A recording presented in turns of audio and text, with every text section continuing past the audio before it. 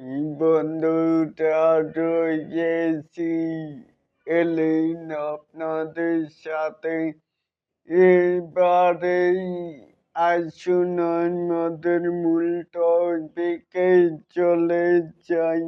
অন্তরাত্মা একটি প্রেমের ছবি, অভিনয়ে মেগা স্টার শাকিব খান ও দর্শন বণিক অ্যান্ড আরো তো যারা আছেন।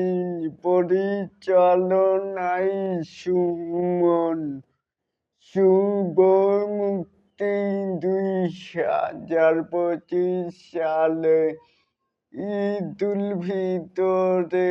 তাহলে কি ভাই কে কে দেখতে চান এই অন্তরাত্মা মুভিটি?